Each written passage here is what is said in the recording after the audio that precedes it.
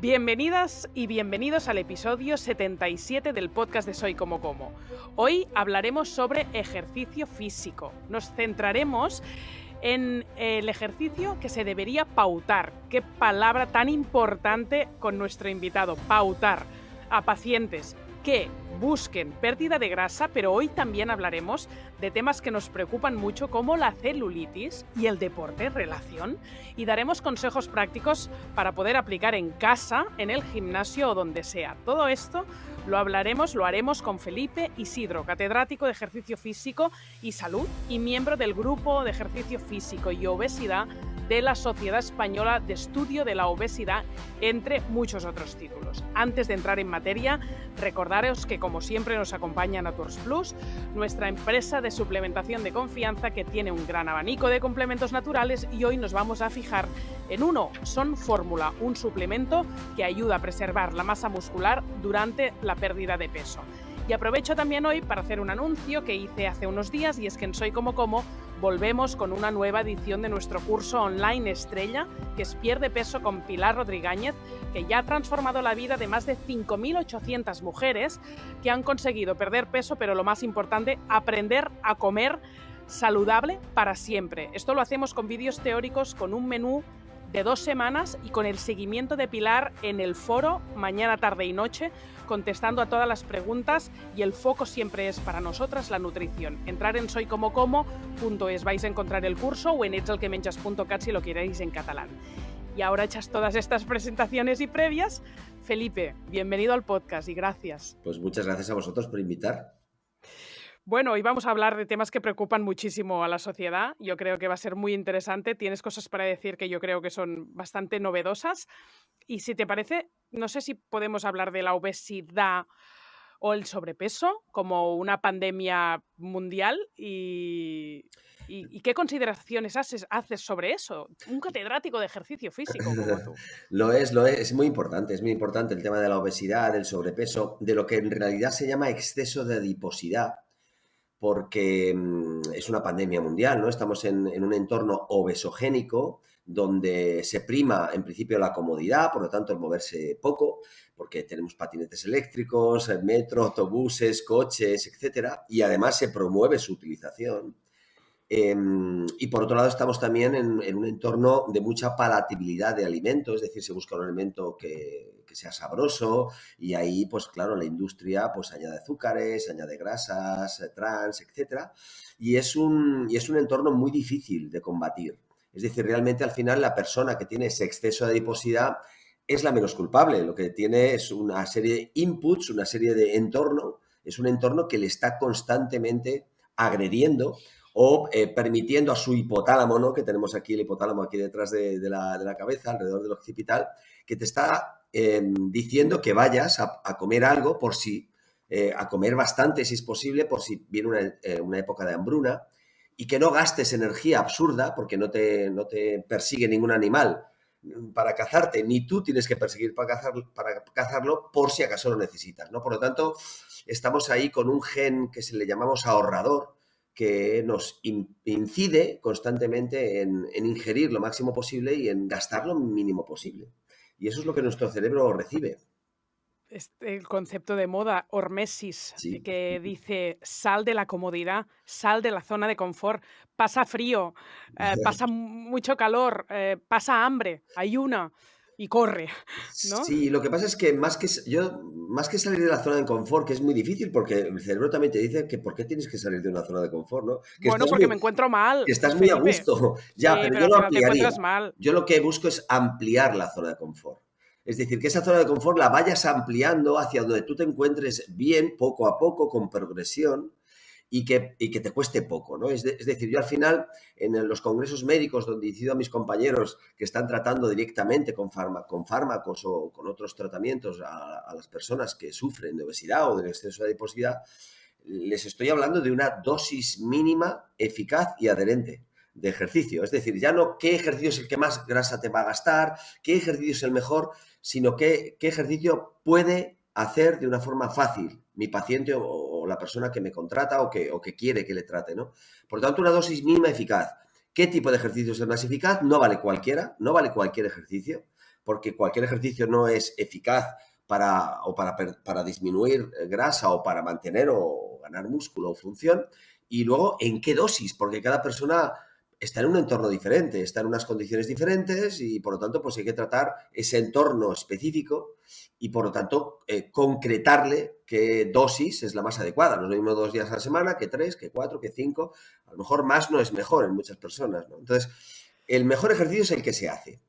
A partir de ahí tenemos que procurar que lo haga y eso es lo difícil hoy en día. Lo más difícil no es saber qué ejercicio es el mejor y hay muchos estudios que nos lo indican, sino cuál es la dosis mínima para cada persona. Eso es lo difícil, que sea adherente, que la persona se adhiera al ejercicio, porque el problema que tenemos es que 7 de cada 10 personas no hacen ningún tipo de ejercicio. Y de las 3 que hacen ejercicio, 2 hacen deporte, que no tiene nada que ver con ejercicio. Es decir, al final, el deporte... Uy, ¿cuántos titulares me estás dando? Sí, necesito pararte. Mira, básicamente no hay que hacer deporte para estar en forma, es que hay que estar en forma para hacer deporte. Eso significa que para hacer una actividad deportiva que conlleva una competición, que conlleva unas reglas y en la cual generalmente quieres ganar, por poner un partido de pádel, tú tienes que estar en forma para jugar a pádel. No puedes jugar a pádel para estar en forma, sino porque te vas a lesionar. Es decir, la idea es qué tengo que hacer o qué quiero hacer y, por lo tanto, qué tipo de ejercicio debo hacer para poder hacer ese deporte. Hay 3 grandes diferencias. Hay diferencias entre actividad física, ejercicio físico y deporte. Actividad física es movernos en nuestra vida diaria.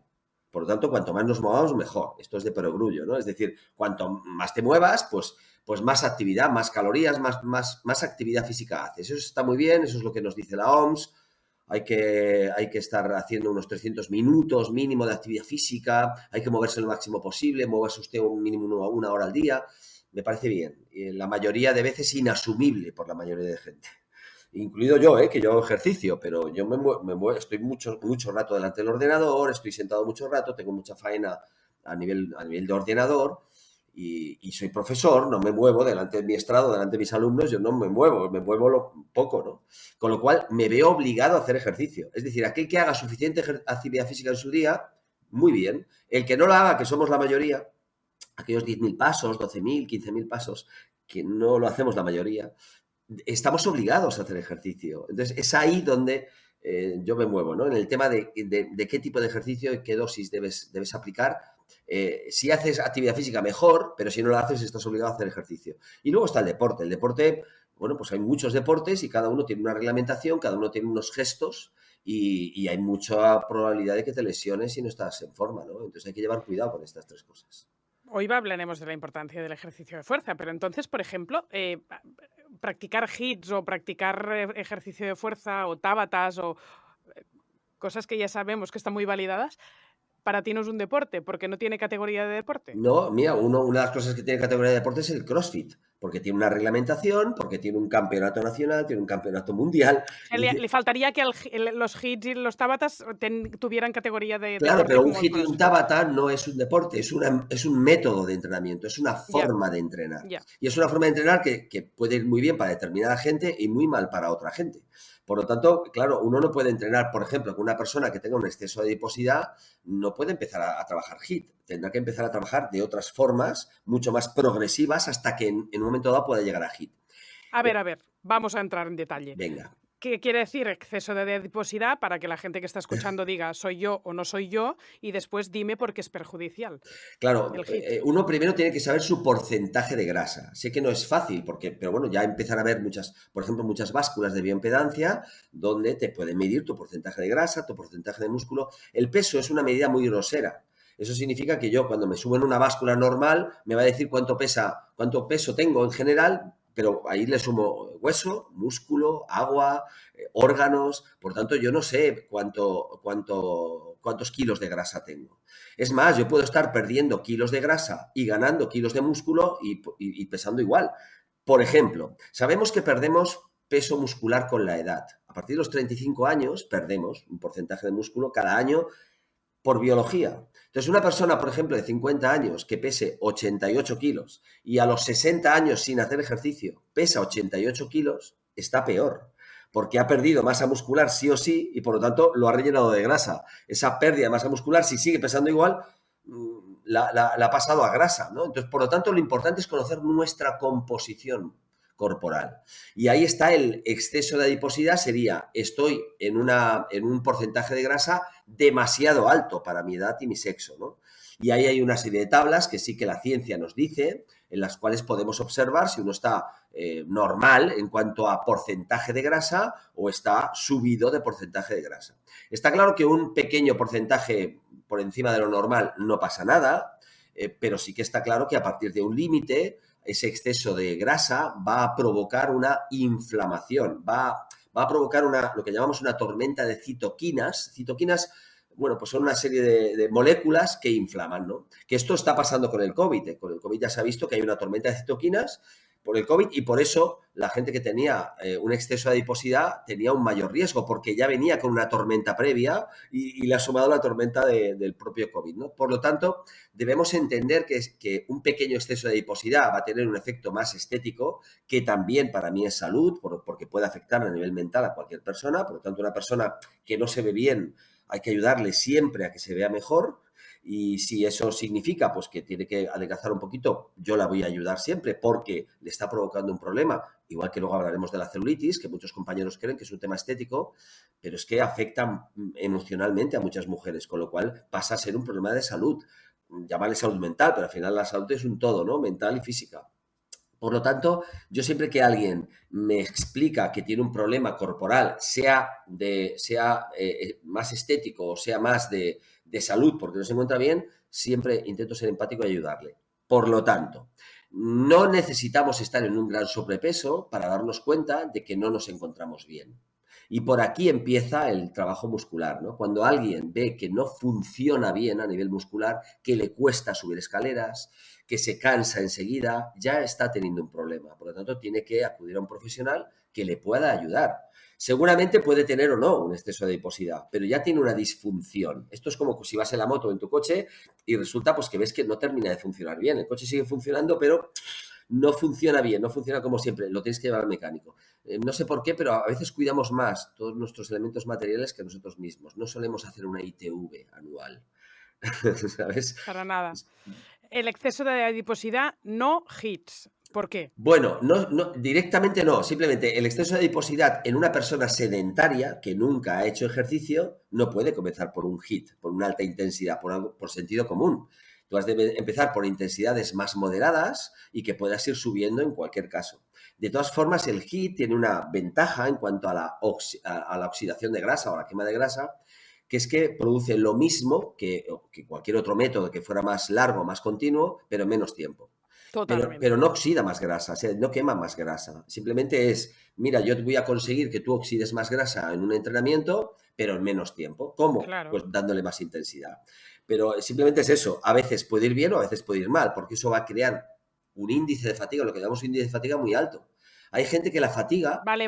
Por falta de preparación, no por impacto ni tipo de actividad. Efectivamente, no. Solo porque no puedes pasar de 0 a 1000, porque estabas deduciendo que el exceso de adiposidad es quizá en una paciente que no está acostumbrada al ejercicio no está físico. Acostumbrada al ejercicio. Pero puedes tener un exceso de adiposidad y sí estar acostumbrada y estar en forma Correcto. y tener exceso. Imagínate entonces el HIIT sí es bueno para perder grasa. Será bueno si tienes poco tiempo y si tú te adhieres bien a esa fatiga, porque hay gente que esa fatiga le sienta fatal. Es decir, la fatiga, veces, sí. Tú imagínate que ser empáticos, imagínate a alguien que no ha entrenado nunca o entrena muy poco y la fatiga no le gusta, o sea, no le gusta fatigarse, a casi nadie le gusta fatigarse. No, y esto es muy de mujer, que no les apetece porque no les gusta nada. Claro, entonces hay que entender que un índice de fatiga menor adhiere más a un ejercicio. Entonces, si yo puedo conseguir un ejercicio, puedo tener un ejercicio que me consiga lo mismo, aunque sea con un poco más de tiempo, no te digo que no, pero un poco más de tiempo y fatigue menos, pues hay mucha gente que escoge el menos fatiga. Hay gente que escoge, mira, tengo poco tiempo, me da igual fatigarme, a mí dame caña. Y hay gente que dice, no, un momento, yo no me importa perder unos minutos más, pero yo esta fatiga, este sabor a sangre que se te pone en el gaznate, no me gusta, no me adhiere. Y eso es un poco lo que hay que atender. Y después también las capacidades de los órganos, porque a veces intentas correr y no eres capaz de ir a 5,50 con tus compañeros por hora, no por las piernas, o sí por las piernas, y otras veces por capacidad pulmonar. Claro, Ostras, es que me ahogo, sí, literalmente. sí. Tengo que ir a 6,20 yo. Claro, pero mira, aquí yo me encuentro con una prevalencia de que las personas que yo trato que tienen problemas de capacidad cardiorrespiratoria, es decir, que se ahogan, viene muchas veces determinado porque tienen poca fuerza. Es decir, que al final el corazón y los pulmones responden al sistema muscular. Si yo el sistema muscular lo tengo desacondicionado, es evidente que mis pulmones y mi corazón tienen que ir mucho más a tope para poder hacer que llegue oxígeno y sangre allí. Por lo tanto, lo primero que hay que hacer es acondicionar tu sistema muscular. El momento que tengas acondicionado tu sistema muscular es cuando puedes empezar a trabajar bien tu cardiorrespiratorio. Incluso hay veces que no hace falta trabajar el cardiorrespiratorio porque cuando uno está acondicionando muscularmente, su corazón también está pulsando más, teniendo una frecuencia cardíaca mayor y tu frecuencia respiratoria también sube. Por lo tanto, el trabajo de fuerza ya te hace ganar también en lo que llamamos los expertos V2 max, ¿no? El volumen de oxígeno máximo. Es decir, tu capacidad cardiorrespiratoria ya ganas con ella. En cambio, trabajando solo cardio, no ganas en fuerza y en función muscular. Solo en aquellos músculos y en aquel gesto que estás trabajando, como puede ser correr, ¿no? Correr, ¿qué músculos me trabaja? Los flexores de la cadera, los flexores de la rodilla. Es poca musculatura, nos creemos que correr trabaja mucha musculatura y trabaja una muy específica, pero no otra. En cambio, si haces un trabajo muscular, sí que te permite trabajar diferentes partes del cuerpo y con diferentes gestos que tú trabajas en tu vida diaria. Por ejemplo, empujar con los brazos, traccionar con los brazos, empujar con las piernas. Por lo tanto, yo siempre parto de priorizar el trabajo de fuerza y función muscular y luego, en cualquier caso, añadir el trabajo de cardiovascular. Y en el caso concreto de la pérdida de peso, Ujú. también. Es decir, hemos sobrevalorado el cardio. Hombre, pero vamos, lo hemos puesto en primer lugar, en el podium. Y eso Y es un sobre gran... todo para perder grasa. Claro, O sea, y eso vamos a es un entrar gran... en eso. Es que eso es un gran problema, porque mira, una de las cosas, yo a veces a los pacientes o a las personas que me contratan les tengo que dar mensajes simples. El primer mensaje simple es, si tú escoges un ejercicio que te haga gastar mucha grasa, o oxidar o quemar mucha grasa, vas también a oxidar y quemar músculo. Eso es un primer mensaje que les tiene que quedar claro. Es decir, tú no puedes catabolizar o perder algo y ganar a la vez otra cosa.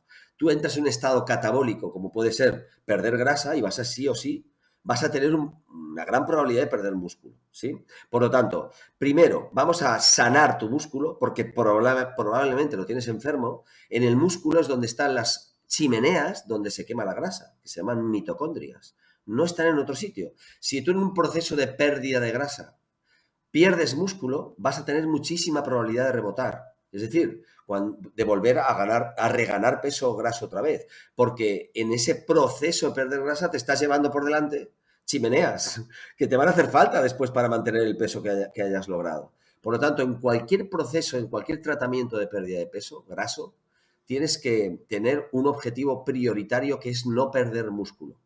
Por lo tanto, en ejercicio, que va de la mano con la nutrición, en el ejercicio el objetivo prioritario es la masa y función muscular.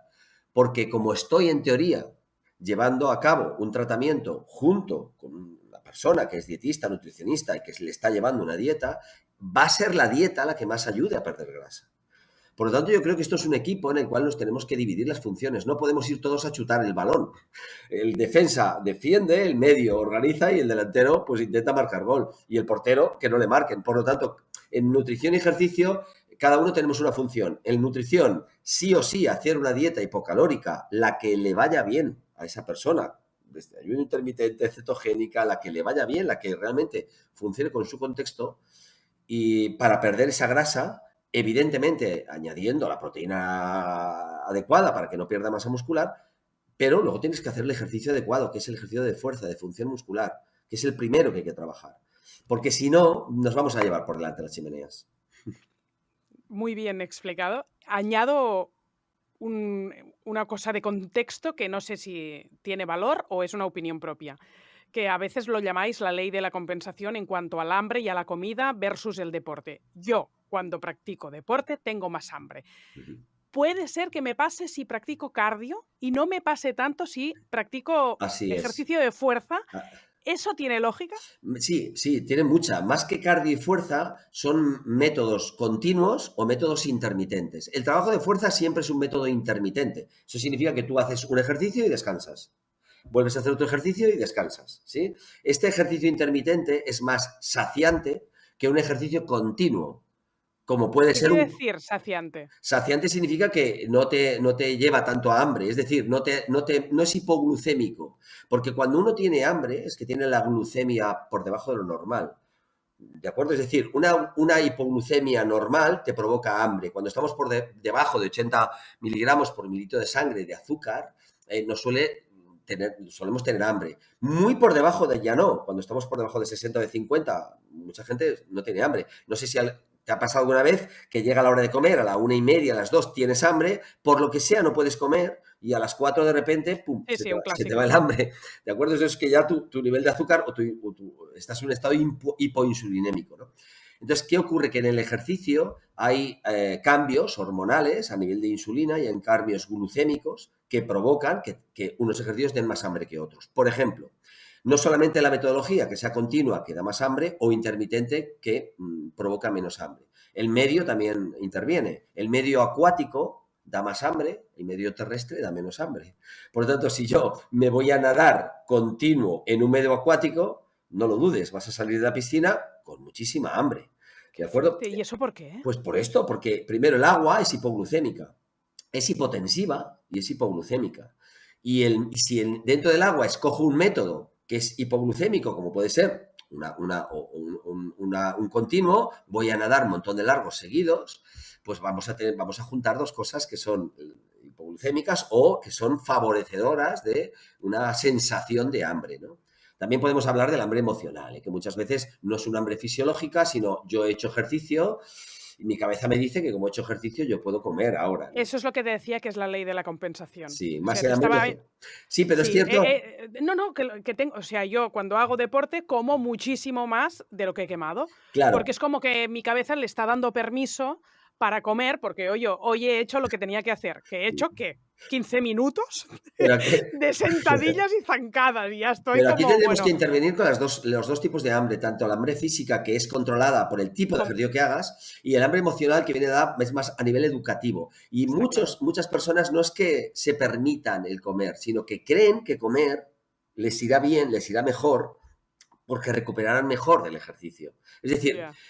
recuperan cosas que hacen los atletas de alto rendimiento, de que evidentemente hacen entrenos fuertes, muy largos, muy intensos, y tienen que comer para recuperar porque al día siguiente tienen otra vez un entreno intenso, a un tipo de entreno, de ejercicio que es adecuado en tu contexto, pero que no te conviene comer. Esto es Igualmente como la que... proteína en polvo, que hice hace mucho tiempo un gran podcast muy chulo con la doctora Antonia Lizarraga, PNI, experta en deporte, y hablábamos mucho de la proteína en polvo y yo le preguntaba quién lo necesita, porque es que al final practicamos 15 minutos de deporte y nos comemos 2 plátanos y 2 dátiles o proteína en polvo todo el día como si estuviéramos por debajo de las necesidades de proteína. Sí, pero aquí yo también, fíjate, intervendría en los dos tipos de tratamiento, ¿no? Es decir, en aquel que lo necesitas o no a nivel fisiológico, pero hay gente que lo necesita a nivel mental. Y a mí todo lo que adhiera a una persona a un mejor estilo de vida ya me vale. Es decir, si alguien cree que por estarse tomando un batido de proteína whey, pues, indirectamente le puede adherir a un sistema de alimentación más saludable. Por ejemplo, yo tengo pacientes que fuman y yo no intervengo en que dejen de fumar, sino que intervengo en que cuando empiezan a hacer ejercicio, indirectamente empiezan a dejar de fumar. ¿Esto qué significa? Que a veces intervienes con una pequeña herramienta que fisiológicamente no importa si la necesitas o no, pero indirectamente te ayuda o ayuda a esa persona a tener preocupación sobre otros aspectos saludables. Y entonces, por ejemplo, yo sé que la proteína whey, en aquellas personas que me lo indican, que me lo dicen, oye, ¿qué te parece si me lo empiezo a tomar o no? Yo soy más favorable de que se lo empiece a tomar que no, porque por algo me lo dice. Entonces, si me lo dices porque, bueno, puede ser un primer paso para que empiece a preocuparse de una alimentación saludable y de hacer ejercicio, ¿no? Entonces, Muy bien. hay que tomar un poco las cosas no desde un único punto de vista, sino desde diferentes. Pero está claro que si tenemos una buena alimentación, nutriente de proteína no te debe faltar. Pero a veces falta y hay que darlo. O a veces intervienes con este tipo el paciente interviene con esta pregunta y dices, oye, pues mira, a lo mejor sí, ¿no? Como por ejemplo, yo que sé, hay productos que les llaman quemagrasas, como la L-carnitina, ¿no? Que se puso tan de moda. No, si me tomo un quemagrasa, ¿tú crees que podré quemar grasa? Y yo digo, hombre, si te lo tomas antes de hacer ejercicio, seguramente sí. ¿Qué consigo con eso? Que haga ejercicio. O sea, tú a favor de los placebos. Bueno, es que Bienvenidos sean. el placebo tiene evidencia científica, por lo tanto puede funcionar y de hecho funciona en mucha gente. Hemos hablado un poquito de qué deporte en pérdida de grasa mejor fuerza que cardio. No sé si hay algo a añadir o ya pasaríamos a que te pregunte cómo tratarías a un paciente con obesidad, que ya no es un sobrepeso, ya es una Ya obesidad. es una obesidad. Bueno, lo de ejercicio para pérdida de grasa, sí, primero fuerza, sí, si es necesario y la persona tiene un déficit de fuerza, que suele ser así, y luego ya incluirá el cardio, si es posible. Y si es posible, en días separados. Un día fuerza y otro día cardio, porque hay un cierto problema de interferencia entre uno y otro, donde la que siempre pierde es la fuerza, ¿no? Por lo tanto, si es posible, la mejor solución es un día trabajas fuerza y otro día trabajas cardio. Si primero has ganado suficiente fuerza, ¿eh? Es decir, nunca empezar cardio si no tienes, la persona que te lleva o tú notas que no tienes suficiente fuerza. ¿Y qué cardio? ¿Qué ¿Qué cardio? tipo de cardio? Yo empezaré por un cardio interválico, pero de baja intensidad. Es decir, yo a una persona que nunca ha hecho nada, no le puedo decir, vaya usted a caminar o a correr 30 minutos. Seguramente le será mucho más sencillo empezar haciendo 5 minutos más lento, 5 minutos un poquito más rápido, 4 minutos un poquito más lento, 4 más rápido, 3, 3, 2, 2, 1, 1. Eso es media hora. Entonces, es mejor empezar por pequeños cambios de ritmo o interválico, donde tengas pequeños descansos, que no empezar por un continuo, que siempre nos han dicho, ¿no? Empieza por continuo uniforme largo.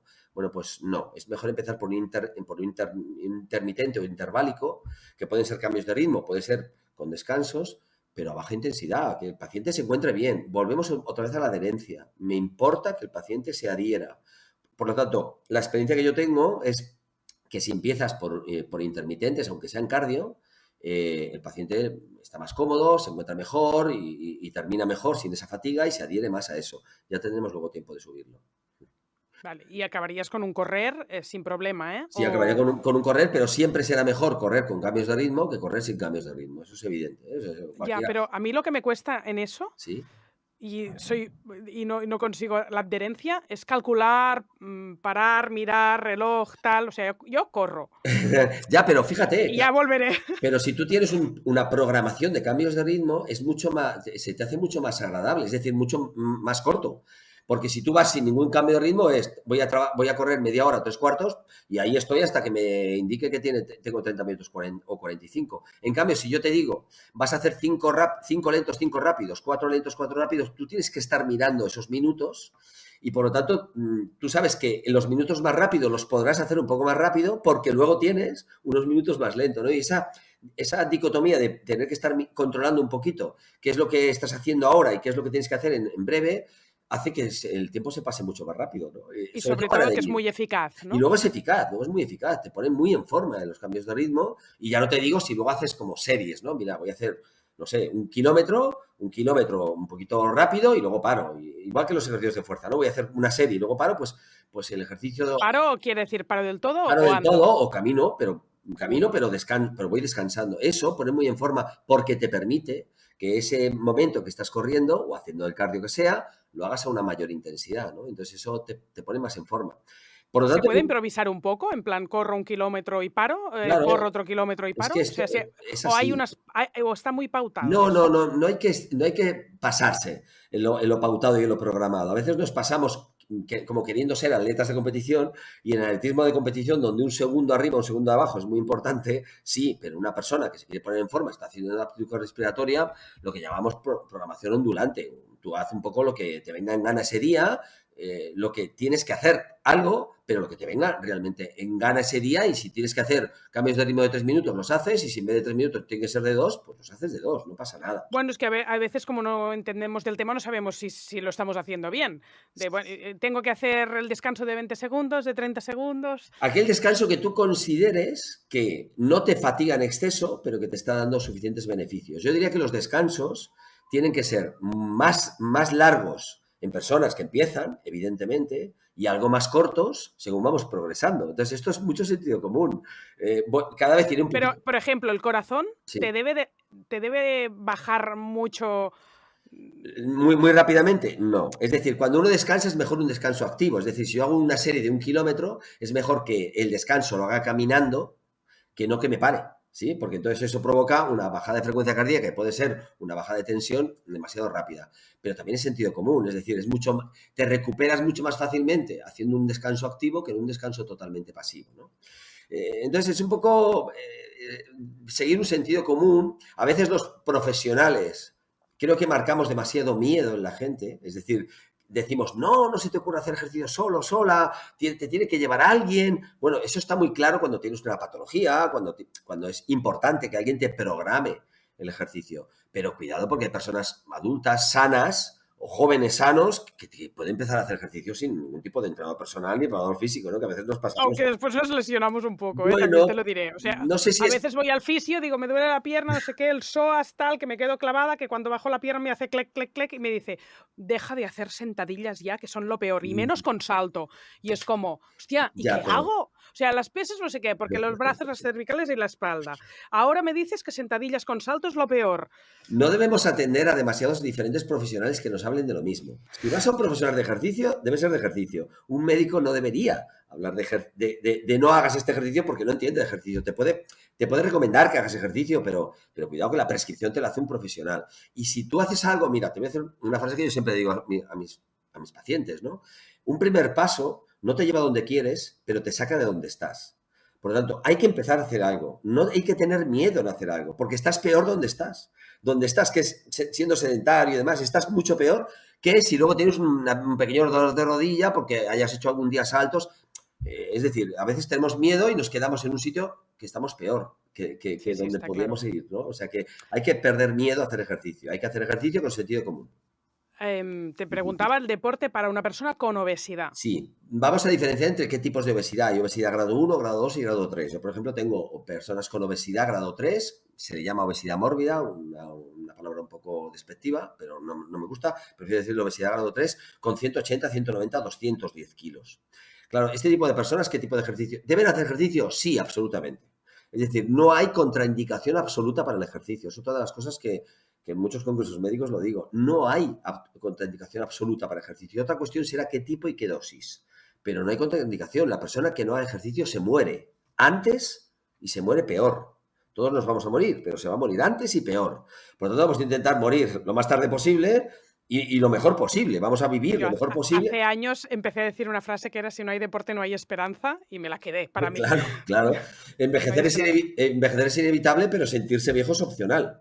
Es decir, al final todos nos vamos a morir, pero me gustaría llegar lo más lejos posible de años, pero sobre todo lo más funcional posible. Y para eso hay que intervenir ya. No hace falta, o sea, no tienes que llegar a estar frágil para decir, o dependiente para decir, ostras, ¿y ahora qué tengo que hacer? No, empieza cuanto antes porque te permitirá llegar a una gran edad y además funcional, ¿no? En definitiva, las personas con obesidad grado 3, por ejemplo, con mucho grado de obesidad, pues tienen que hacer ejercicio o bien encamados. Yo tengo pacientes que no pueden levantarse de la cama hasta que bajen determinado peso y les hago ejercicio en la cama, encamados, tumbados. Se puede hacer ejercicio sentado.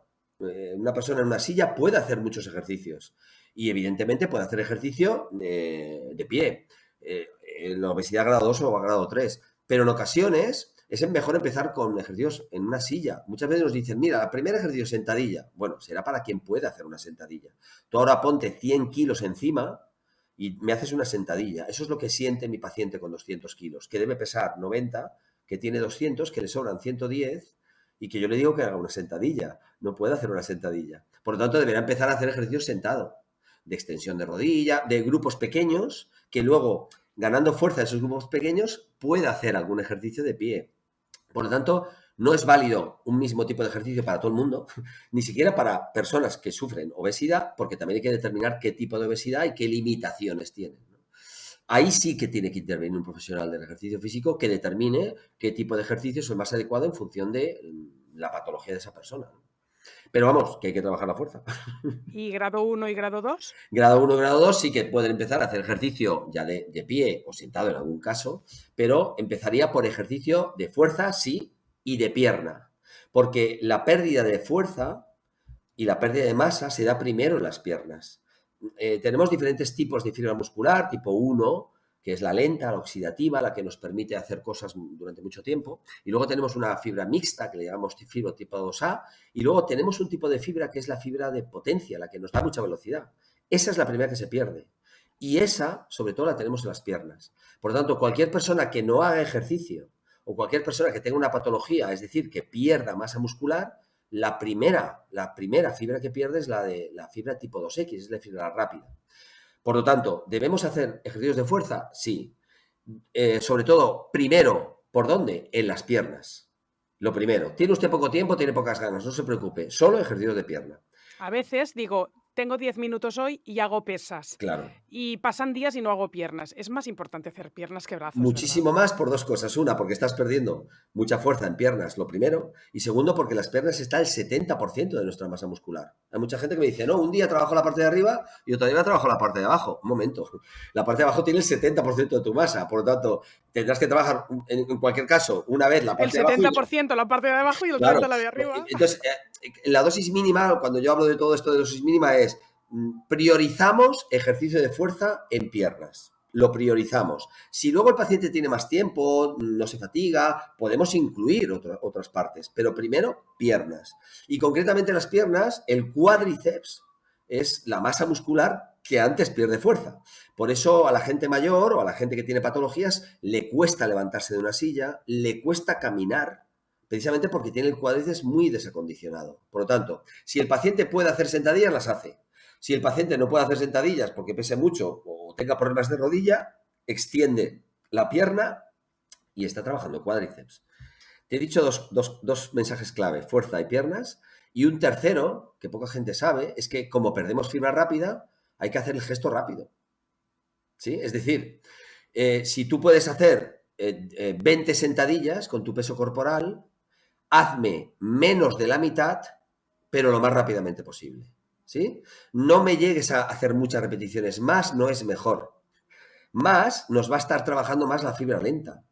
Es decir, si yo soy capaz de hacer 30 sentadillas y hago 25 series de 25 o de 30, estoy trabajando sobre todo fibra lenta. Sigo perdiendo fibra rápida.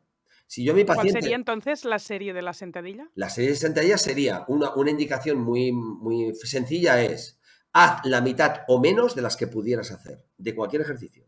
Si hablamos de la sentadilla, haz la mitad o menos de las sentadillas que pudieras hacer, pero lo más rápida posible, no en todo el gesto, sino a la hora de subir, de contraer muy rápido y a la hora de bajar un poco más lento. Sube rápido. Sí, porque la gracia es la profundidad de cuando bajas y notas por debajo de la línea de 90, ¿no? Claro. Ahí estoy haciendo Sí, el pero esfuerzo. está claro que activas más el músculo, pero puedes llegar a tener también problemas articulares. Eso hay que tenerlo muy... Es decir, lo que llamamos los expertos beneficio-riesgo, ¿no? El ratio beneficio-riesgo. ¿Tiene más beneficio bajar de la paralela al suelo? Sí. ¿Por qué? Porque activas más.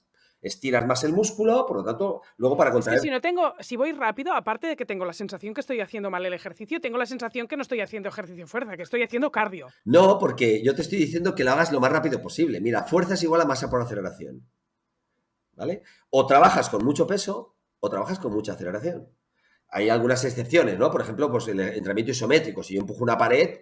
Te iba a preguntar eso ahora. No muevo la ninguna sentadilla masa. yo la termino 30 segundos así, congelada. Claro, pero... Bajada. ¿Esto qué? Pero mira, es cierto que cuando haces muchas repeticiones, las últimas sí que reclutas fibra rápida. Es decir, empiezas a trabajar fibra lenta y cuando la fibra lenta no puede más, pide ayuda a la fibra rápida. Entonces, las últimas repeticiones del fallo sí que vas a trabajar fibra rápida. Pero hay que volver a entender a un paciente que no suele hacer ejercicio y que quiere empezar a hacer ejercicio. Estas personas es necesario que hagan la mitad o menos de las posibles porque el índice de fatiga es mucho menor. Es decir, al final, lo que debemos procurar es que el paciente se fatigue poco y que además sea eficaz. Por lo tanto, yo sé que estamos dando demasiadas señales, pero mira, fuerza, sobre todo de piernas, y progresar hacia ejercicio lo más rápido posible en la contracción concéntrica. Cuando el músculo se estira, lento. Cuando se contrae, rápido. con la mitad o menos de las posibles.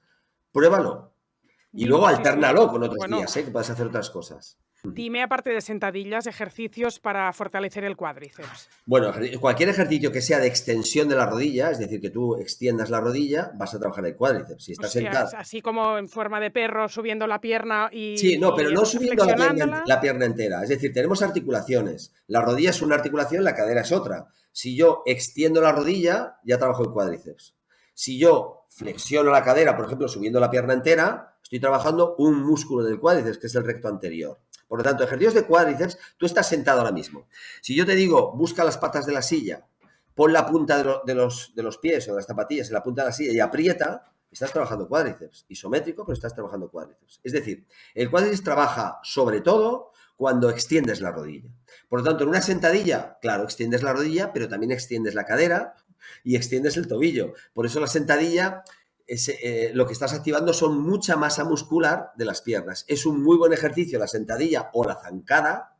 La zancada de bajar, flexionar. De bajar, como haciendo una zancada. En repeticiones, ¿no? Claro, haciendo zancada. Rápido. O estática, porque haces repeticiones con el mismo gesto, o dinámica, porque haces zancadas largas y vas trabajando la zancada larga. Cuando tú hablas de pesas, tienes que entender que el peso corporal ya es un peso. Hay mucha gente que cuando habla de pesas dice, uy, no, tengo que ir al gimnasio, yo no tengo pesas. No, tu propio peso. Yo me acuerdo de mi peso corporal cuando hago flexiones. Claro. Te lo aseguro. Claro. No necesito tobilleras ni nada más. Ya me muero por mí misma. Y ya te digo que personas que nunca hacen ejercicio, cuando se pueden hacer sentadillas con su propio peso, cuidado, que también cuesta, ¿eh? Sí, pero vamos, que tú puedes añadir botellas de agua, no sé, incluso se venden chalecos lastrados que van genial también para hacer estas cosas. Quiero decir que el ejercicio no hay que dirigirlo solo hacia el gimnasio, que evidentemente es donde más herramientas tienes, pero en tu casa puedes hacer muchas cosas en poco tiempo con tu peso corporal o con pequeños pesos o con bandas elásticas, que también las puedes tener en casa fácilmente, ¿no? Por lo tanto, hay que simplificar el ejercicio. El ejercicio es muy fácil de hacer. Si tienes 8 o 10 minutitos, si lo puedes hacer en tu casa y saber lo que tienes que hacer, que es ejercicio de fuerza y sobre todo de piernas. Si pautas esto, vas para adelante.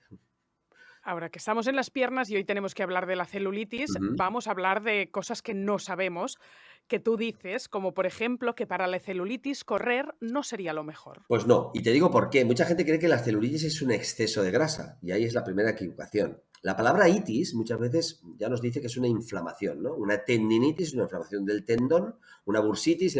Bueno, mucha gente dice celulitis. Bueno, la celulitis es un exceso de grasa. No. Puede cursar con exceso de grasa, pero tenemos muchas mujeres en normopeso con celulitis. Es decir, con un peso normal, delgadas y con celulitis. Total. Por lo tanto, un exceso de grasa no es. Puede cursar con él, ¿eh? Es una desestructuración de una zona. Es decir, debajo tenemos la dermis, debajo tenemos hipodermis y ahí tenemos diferentes estructuras que lo que hacen es tener un proceso degenerativo. Por lo tanto, la celulitis... mira, te voy a decir la palabreja que se dice a nivel médico. Es una paniculopatía edematofibroesclerótica. ¿Y por qué a mí me gusta esa palabra? Que a veces es bueno pues aprendérsela, aunque sea memorizándola, porque dice lo que ocurre. Se crea un edema, es decir, las células grasas que tenemos, imagínate migas de pan, se pegan entre ellas. Se crea un edema, por eso se le llama edemato. Se crea un edema porque hay un proceso en el cual las células adiposas se pegan, se crea como un panículo, ¿sí? Paniculopatía, se crea un panículo. Al crearse el panículo, hay un gel que se llama mucina que absorbe agua y esto crea agua intersticial, absorbe agua ahí, por lo tanto, ese panículo se edema, paniculopatía edemato. Fibroesclerótica es que una vez que tengo esas migas de pan pegadas y mojadas, se crea un saco, hay un saco, se llama septo, un saco, que se esclerosa en la piel. Por lo tanto, cuanto más pese ese saco y más peso tenga y más panículo tenga y más agua tenga, más tira ese saco de la piel y se crean los hoyuelos en la piel, ¿no? Que se llaman indectaciones. Por lo tanto, paniculopatía, porque se crea panículos, edemato, porque se crea agua, esclerótica, porque se esclerosan esos sacos. ¿Por qué digo que puede ir muy mal, y de hecho va muy mal, cualquier ejercicio de impacto? Porque esos sacos se vuelven más fuertes. Es decir, ante el impacto, lo que provocamos es que se fibrosen esos sacos, que va muy bien para otras cosas. Por ejemplo, te podría decir que para la osteoporosis va muy bien el impacto. Para personas que tengan problemas de hueso, de osteopenia, osteoporosis, se recomienda ejercicio de impacto porque crea hueso. ¿de acuerdo? Pero claro, ese mismo ejercicio de impacto crea fibra y crea fibrosis en esos sacos de la celulitis. Por lo tanto, no hacer ejercicio de impacto porque te va a crear más celulitis y sí hacer ejercicio de fuerza localizada de esa zona, no porque te vaya a mejorar mucho, pero sí porque este saco está colocado encima de un suelo que es músculo. Y siempre ese músculo está destonificado. Le llamamos inhibido. Por ejemplo, el glúteo mayor está casi siempre inhibido, está muy flojo. El vasto interno, que es una parte del cual, lo que está encima de la rodilla, está inhibido. La parte del glúteo menor y medio, que es la parte de la cadera, está inhibida. Entonces, esas zonas son celulíticas. ¿Por qué? Porque el suelo, además de lo que le está ocurriendo arriba, el suelo está inhibido. Entonces, lo primero que tenemos que hacer desde el ejercicio es no impacto para no estropear lo que hay encima y sí fortalecer el suelo que tenemos, que va a mejorar estéticamente eso, ¿no? Pero sí o sí, la celulitis es multicausal y por lo tanto tiene que estar integrada en un tratamiento multifactorial. Ahí interviene muchísimo la nutrición, con esos omega 3, con la fitoterapia, con las crucíferas, con un sistema de alimentación que sea adecuado e interviene un sistema hormonal, porque generalmente hay una causa también hormonal que es el hiperestrogenismo. Es decir, ser mujer es un factor de riesgo para tener celulitis. ¿Y qué hombres tienen celulitis? Aquellos que tienen cambios hormonales. Generalmente también personas con obesidad, hombres con obesidad que tienen cambios hormonales que les suben los estrógenos, les baja la testosterona, entonces el estrógeno, sobre todo en esos cambios que tenéis las mujeres menstruales, provocan que sea un factor de riesgo. Muy pocas se libran, yo te diría que hay un 90 o 95% de mujeres tienen un grado de celulitis, hay 3 grados de celulitis, el que no se ve estéticamente, pero cuando se contrae el músculo se nota. Otro que sería, si lo aprieto, o sea, se ve directamente, pero no duele, pero se ve. Y el tercer grado, que es el peor, que es que además de que se ve, duele. Al tacto duele, ¿no? Entonces, ¿se puede resolver completamente el grado 3? No. Se puede pasar a grado 2 o grado 1. Pero sí que es cierto que el grado 1, incluso grado 2, se puede resolver completamente si haces un ejercicio adecuado, si tienes un nivel hormonal adecuado, si tienes una nutrición adecuada, un tratamiento adecuado en celulitis. Pero vamos, en ejercicio, por favor, no, mujeres en las cuales el objetivo es no empeorar o resolver la celulitis, que no hagan ejercicio de impacto, ejercicio de fuerza localizado. Es curioso porque cuando dices eso, dices, haces más duro el saco, pero yo pensaba que lo rompías igual que lo rompe No, un masaje no. anticelulítico en el que estás drenando o una maderoterapia que lo que estás es apretando la zona para descomponer aquellos, No, ese saco, aquellos acúmulos de no, pero grasa. ese saco tú no lo rompes. Tú cuando uno trabaja, por ejemplo, con el foam roller, que también suele ir muy bien para las personas con celulitis, lo que estás trabajando es la adherencia fascial. Es decir, tú estás liberando el saco de cosas que tiene, que tiene como adherentes, Enganchadas. las tiene adherentes. Entonces, ¿qué buscamos? La zona celulítica es una zona fría. Entonces, lo primero que tienes que buscar es que esa zona se caliente y, por lo tanto, que llegue sangre y, por lo tanto, que llegue oxígeno. Porque eso sí que va a liberar toxinas y va a permitir que eso recupere. Pero es cierto que es imposible que si tú rompes un adipocito, es decir, si tú rompes una célula grasa, la grasa que salga de ahí, los ácidos grasos que salen, no desaparecen, porque sí, pasan a sangre. Y hay que quemarlos, hay que beta-oxidarlos en el músculo. Por lo tanto, cuando a mí me hablan, por ejemplo, de la cavitación y de otros métodos, ¿no? Donde rompen célula grasa, esa célula grasa, ¿por dónde se va? Yo siempre pregunto, bueno, pero esa célula grasa, es decir, una cosa es la lipólisis, que es el sacar el ácido graso del adipocito, pero otra cuestión es la beta-oxidación, que es que se tiene que quemar. Imagínate que tú tienes, no sé, tienes leños, que son la grasa, los adipocitos en un almacén, y luego tienes las chimeneas, donde se tienen que quemar. Que yo saque los leños del almacén, es decir, que salgan los ácidos grasos de la célula, no significa que ya se vayan a quemar. Por lo tanto, yo los tengo que conducir y provocar que se quemen. Y eso se provoca también con ejercicio. Por lo tanto, cuidado con aquello de me rompen algo, me rompen células grasas, porque inmediatamente después de romper eso deberías hacer ejercicio Sí, sí. para poderlo ¿Sabes que me beta-oxidar. dicen bebe mucha agua y ahora anda tanto como puedas? Claro, bebe mucha agua porque parte se puede eliminar por la orina, una pequeña parte se puede eliminar por la orina, pero la mayor parte se tiene que beta-oxidar. Por lo tanto, si te dicen vete a caminar porque es una buena forma de beta-oxidar esos ácidos grasos, ¿no? Pero cuidado porque esa rotura sí que es cierto que puede ir bien, pero no el impacto. Es decir, que intenten romper, no rompen tanto el saco como si la célula, pero el impacto lo que provoca es que ese saco se haga fuerte y no es bueno el ejercicio de impacto. O sea, no sería bueno correr ni tampoco un hit o una sentadilla con salto. No iría bien. Todo lo que sea No, impacto, saltar, todo lo que cualquier sea tipo de impacto, salto. claro, Claro, entonces, claro. que no te digo que vaya bien para otras cosas. Es decir, seguramente tu capacidad cardiorrespiratoria sea mejor, tu fuerza mejorará, tu hueso mejorará, pero es que por eso muchas veces tenemos que preguntar cuál es tu objetivo. ¿Cuál es tu Sí, objetivo sí, de hacer ejercicio? está Mira, claro. me quiero encontrar mejor, o quiero hacer operación bikini, o quiero estar mejorando mi celulitis. Yo tengo que saberlo como entrenador porque tengo que priorizar un tipo de ejercicio por delante de otro. No me vale cualquiera. Claro, yo creo que también hay una palabra que no ha salido, que es tonificar, que muchas Sí, veces lo que se quiere también es eso, ¿no? sí, Afinar, tonificar, no sé. está claro que el tono muscular, cuando muchos compañeros dicen, bueno, tonificar es una tontería decirlo. No, no es una tontería porque la persona lo entiende mejor. Es decir, la mujer, si tú hablas de la palabra tonificar, entiende que es pues como endurecer, fortalecer, pero no hipertrofiar, que es muy difícil, hay Sí, que hipertrofiar a una mujer, pero lo tienes que hacer agradable al cliente o a la mujer, ¿no? Entonces, la palabra tonificar se usa para darle una connotación al trabajo de fuerza que vamos a hacer. Pero muchos compañeros van en contra de esa palabra y tampoco lo he entendido.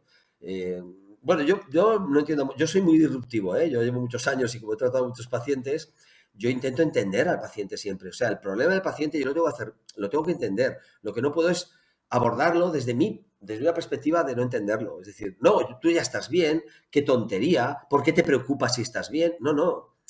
Tú no tienes que quitarle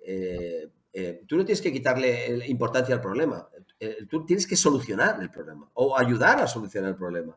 Por lo tanto, si una mujer tiene un problema de celulitis, porque es un problema para ella, porque emocionalmente le afecta, yo tengo que luchar porque esa celulitis se suavice.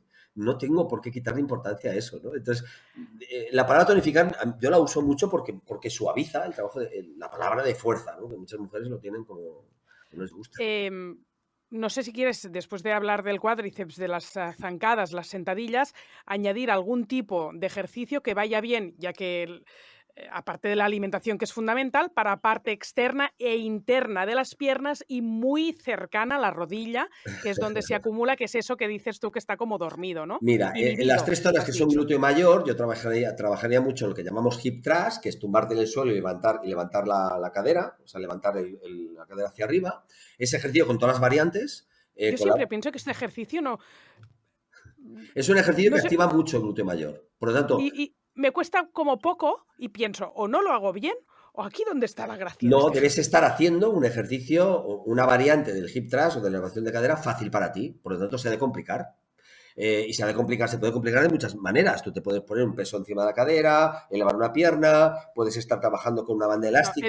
sí, elevar una pierna y ya como ya no, ya soy incapaz y entonces no lo hago. Bueno, pues entonces hay uno medio. Habría uno medio que sería El medio es el del peso el encima peso de de una banda la barriga. elástica en tus crestas ilíacas e intentar subir, ¿no? Eso podría ser una posibilidad. Pero para el glúteo mayor, si tenemos que escoger un ejercicio, porque a veces hay Este, muchos, pero dices, dime uno. Yo diría el hip thrust, con las variantes que conlleven, ¿no?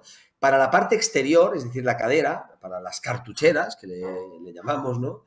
Cualquier ejercicio que provoque abducción de cadera. Por ejemplo, tumbarte de lado y levantar la pierna de lado, ¿no? O de pie, con una banda elástica, con cruzada, una banda, te iba a trabajar decir, ¿no? contra la banda elástica. Sería un buen ejercicio. O tumbada, Levantando la pierna de lateral, con las exacto. manos así O, como por o ejemplo. hacer zancadas laterales contra una banda elástica. O, por Sí, ejemplo, sí. tumbada de lado, si no quieres levantar la pierna, separar las rodillas. Trabaja también mucho el glúteo medio. Ah, O horroroso, separar lo los odio. talones. O separar solo los También talones. lo odio. ¿Vale? Bueno, Sí. y luego para la parte interna, que son los aductores, pues habría que trabajar aducción. Por lo tanto, lo mismo que hemos trabajado abducción, que es abrir, pues cualquier ejercicio que fuera cerrar. Pero fíjate, en los aductores, en la parte interna, no suele haber celulitis. En la parte interna lo que suele haber es una inhibición generalmente y ahí sí que se suele acumular grasa.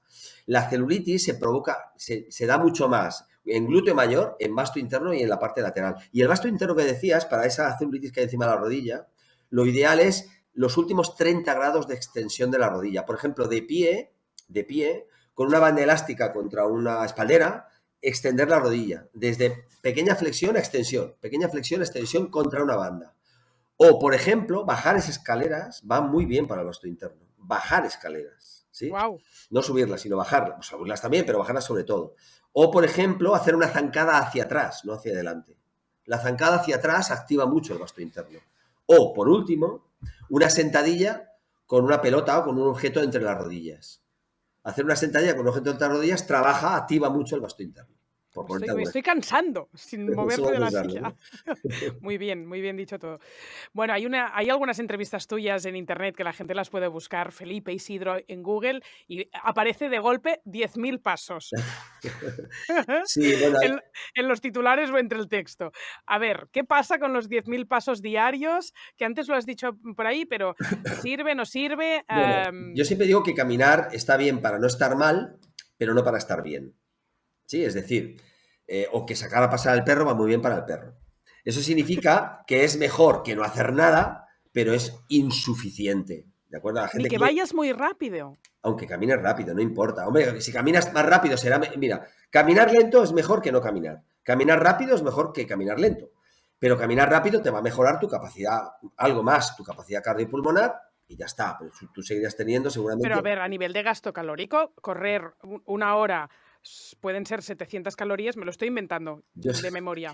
Y caminar, en vez de correr durante una hora, la mitad. Pero yo es que el gasto calórico nunca me lo he creído. Ya lo sé, pero digo, de algo sirve. Hombre, que de algo sirve está claro. Por lo tanto, si una persona quiere empezar a caminar, que empiece. Pero si yo le tengo que prescribir un ejercicio, nunca le prescribiría caminar. Primero porque caminar es una actividad física que puede realizar en su vida a día, ¿no? Es decir, vaya usted trabajando, o sea, al trabajo a caminar, vaya usted a comprar y camine. Sí, pero como es que yo me encuentro mucho mejor si lo hago. De hecho, me encuentro fatal si no lo hago. Mejor si caminas que si no caminas. Pero si hablamos de ejercicio físico, que tiene que ser eficaz, hagamos cosas eficaces. Por tanto, camine usted todo lo que pueda en su vida diaria, pero el ratito que vaya a hacer ejercicio, vamos a hacer un ejercicio eficaz, ¿sí? Por lo tanto, yo cuando hablo de los 10.000 pasos digo, primero, los 10.000 pasos no están refrendados por la comunidad científica. No hay ningún estudio que me hable que con 10.000 pasos uno tiene no sé cuántos beneficios. Sí que es cierto que hay ciencia al respecto de que hacer actividad física, por ejemplo, caminar, y se habla de a partir de los 7.000, 7.500, las personas que caminan más de 7.000 pasos al día, pues tienen menos mortalidad y morbilidad que la que no camina. Bien, eso es de perogrullo. Eso es algo normal. A veces, hombre, pero no puede pasar desapercibido.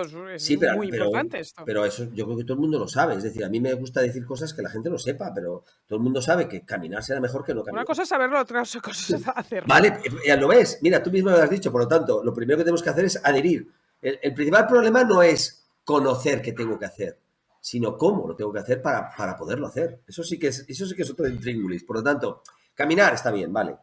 ¿Me puedes decir algo que ocupe menos tiempo y que me provoque mayores beneficios? Lo hay.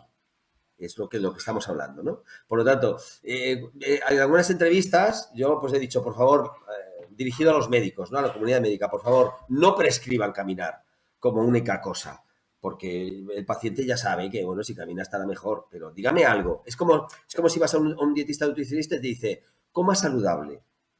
Siguiente pregunta. ¿Qué? Devuélveme el dinero. No, claro. Siguiente pregunta. ¿Qué tengo que comer? ¿Y cómo? ¿Y en qué timing? ¿Y qué por la mañana?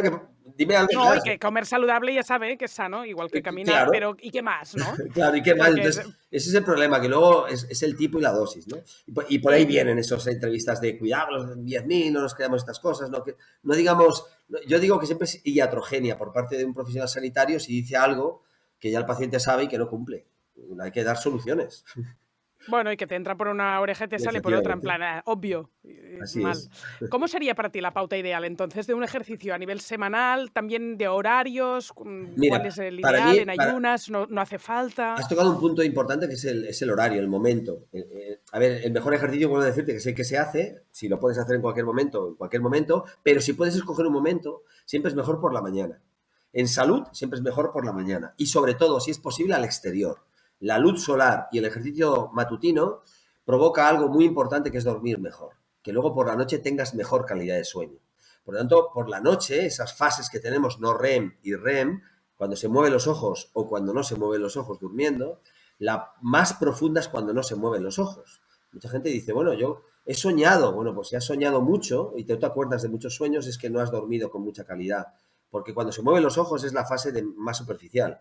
Y la fase no REM, que es la fase más profunda, es donde realmente uno tiene calidad de sueño, ¿no? Pues esa fase no REM se amplían en minutos y en profundidad si haces ejercicio por la mañana y a la luz solar. Por lo tanto, el mejor ejercicio por la mañana. Que no lo puedes hacer por la mañana, hazlo cuando puedas. Eso está claro, ¿eh? Por lo tanto... ¿Y en ayunas o no hace falta? Depende. Yo siempre hay una respuesta que no falla, que es el depende. Porque va a depender. Yo, por ejemplo, una persona con sobrepeso o obesidad, o una persona que no hace ejercicio, nunca le haría ejercicios en ayunas. Porque tenemos un nivel hormonal de una hormona que se llama cortisol, que es catabólica muscular, muy alta. Entonces, cuando uno se levanta y hace ejercicio, sí o sí tiene un riesgo de perder masa muscular. ¿Podrás perder grasa? Sí, claro. Pierdes más grasa, pero también pierdes más músculo. Por lo tanto, cuidado con el ejercicio de ayunas, porque en caso de que se haga, debe ser un ejercicio de moderada intensidad. Que no te suba mucho el cortisol, que sea moderada intensidad, de forma que no pierdas mucha masa muscular. Y si puedes tomar algo de proteína antes, mejor. Porque cuando se habla de ayunas, tendríamos que decir, ¿de qué? ¿Ayunas de qué? ¿De grasa? ¿De hidrato? Del croissant. Claro, o de grasa, de hidrato, de proteína. Bueno, pues todo eso. Por lo tanto, cuidado con ayunas. Yo diría, receta ideal, ejercicio por la mañana, 3 días a la semana ejercicio de fuerza, 2 días a la semana ejercicio de cardio. ¿Cuánto rato? El que te permita tu capacidad y tu tiempo disponible. Por lo tanto, yo siempre le pregunto a mi cliente o paciente, ¿de qué tiempo dispones? 10 minutos, le tengo que hacer un programa de 10 minutos. 20 minutos, un programa de 20 Ya, pero minutos. ¿es eficaz o lo Muy estás haciendo eficaz. porque nuestra vida es muy complicada? No, el ejercicio de fuerza. Mira, yo llevo personas con obesidad y el ejercicio de fuerza, 10 minutos, pautado, con ejercicios de piernas y bien pautados, les da unos beneficios extraordinarios. Por lo tanto, habrá que empezar por poco para luego poder aumentar. Pero principio de Pareto, con el 20% de esfuerzo podemos conseguir el 80% del resultado. Empecemos por ese 20% de esfuerzo. Por lo tanto, el tiempo ideal será aquel que te permita hacer el ejercicio. Tu capacidad, por lo tanto, hay gente que tiene 1 hora, pero no capacidad para hacer 1 hora, o simplemente el tiempo disponible, es lo primero que yo pregunto. Por lo tanto, el tiempo que tú dispongas, ¿sí? Y que seas capaz. 3 días a la semana de fuerza y separado de esos días, 2 días de cardio. A ser posible, igual, empezando por poco, con cambios de ritmo y aumentando, yo diría, que más de media hora, entre media hora y 40 sería el tope. No más, más ya no va a ser mejor. La proporción entre ese tiempo y lo que consigues de aptitud cardiorrespiratoria y meterle 10 minutos más o un cuarto de hora más o media hora más, no te merece la pena. Por un poquito de ganancia más, ¿no? Entonces, 5 días a la semana. Cardio, correr, elíptica, bicicleta. Lo que te permitan tus articulaciones y tus ganas, lo que te guste más. Sí que es cierto que parece ser que la carrera es el cardio que provoca mejores adaptaciones. Pero para llegar a la carrera tienes que estar con cierta preparación y aptitud muscular para poderlo hacer, aptitud muscular y articular.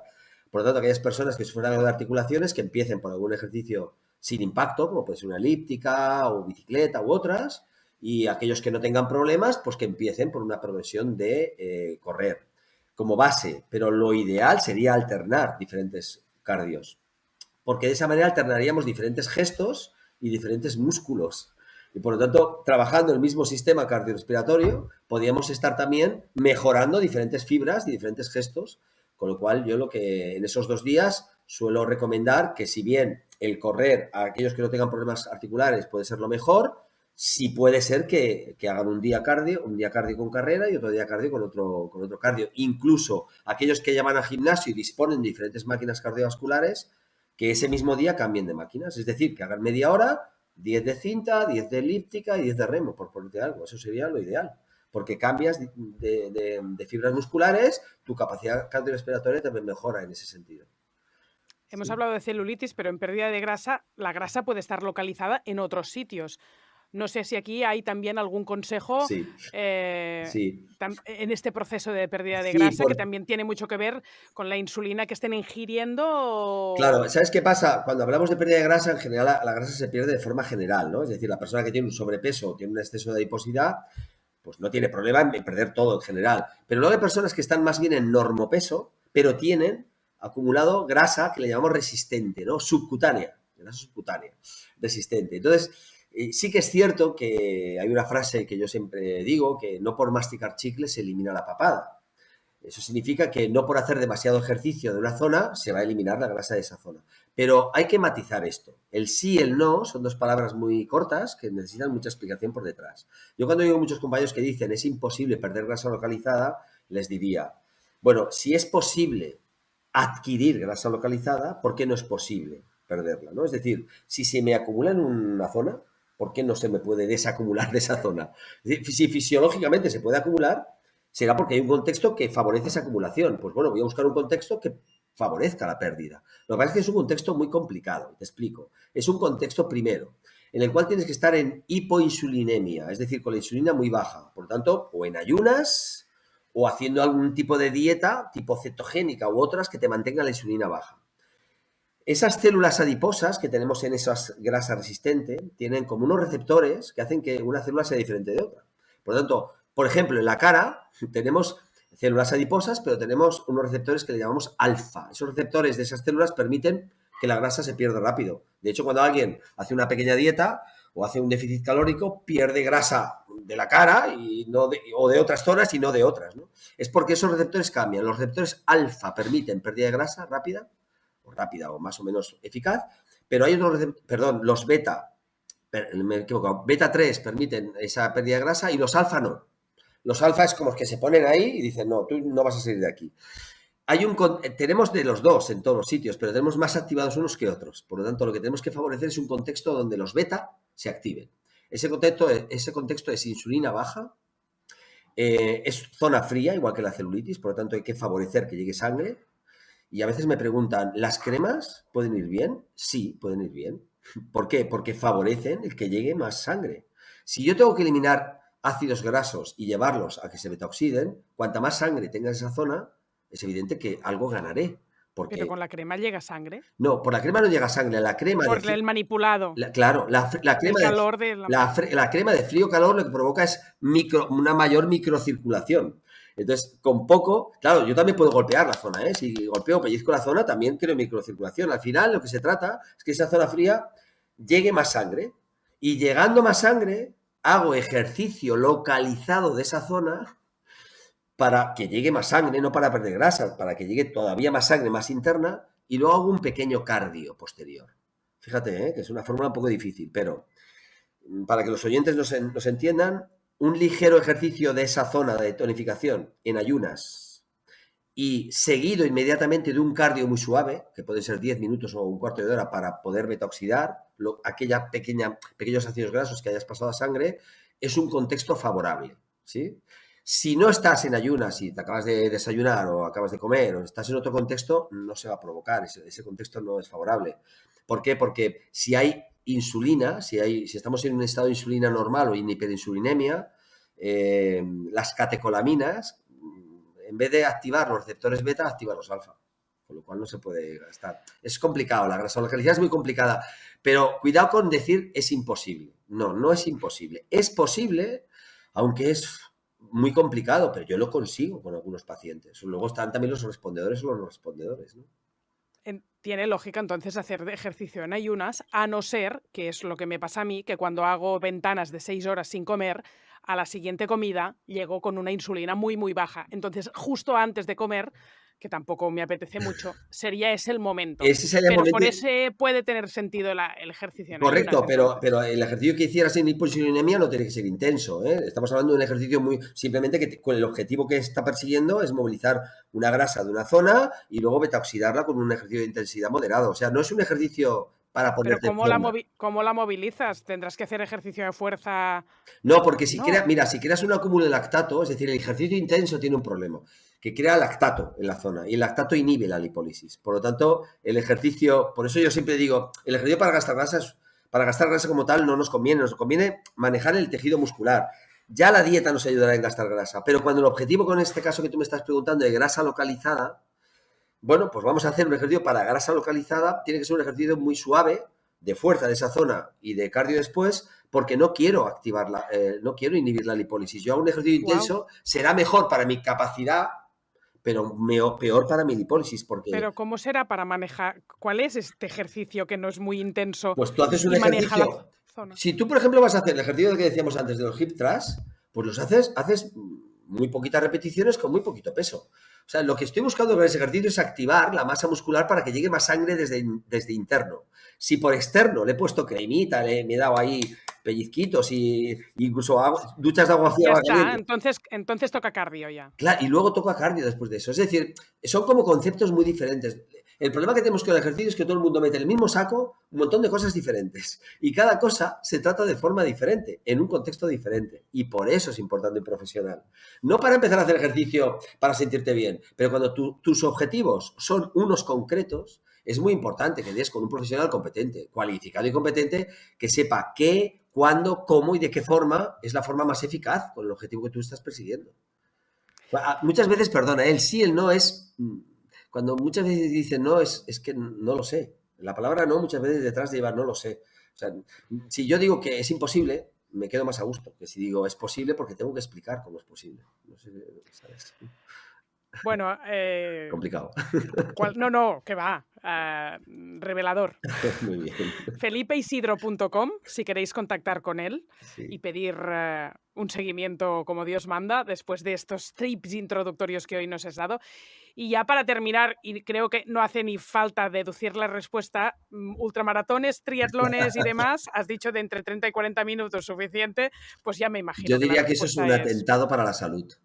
Toma. Es un atentado directamente para la salud. Otra cosa es que te gusten hacerlos y los hagas, pero es un atentado para la salud. O sea, si pudiéramos hacer que nuestras rodillas hablaran en un ultramaratón, pues nos dirían de todo, las rodillas. Una rodilla no está preparada, el cuerpo humano no está preparado para eso. Otra cosa es que lo intentemos, nos guste el reto y eso nos motive y nos haga que lo hagamos, pero realmente es un atentado para las articulaciones, para los músculos, para los tendones y por lo tanto aquel que lo quiera hacer debe prepararse muy, muy, muy bien para que esos efectos lesivos se minimicen. A partir de eso solamente hay que ver cómo están la semana siguiente las personas que hacen una maratón, ¿no? Si te ha gustado este podcast, compártelo con toda tu familia, déjanos comentarios en cualquier plataforma en audio donde está el podcast y también en YouTube, a ver qué te ha parecido, danos feedback y compártelo sobre todo, como digo, con tu gente. Felipe Isidro, un placer. Muchas gracias. Muchísimas gracias por la invitación. Gracias. Gracias. Si te gusta la filosofía de Soy Como, te espero dentro de nuestra comunidad, donde tendrás acceso exclusivo a masterclass y conferencias online, menús y recetas cada semana y Discord, una comunidad en vivo donde cada día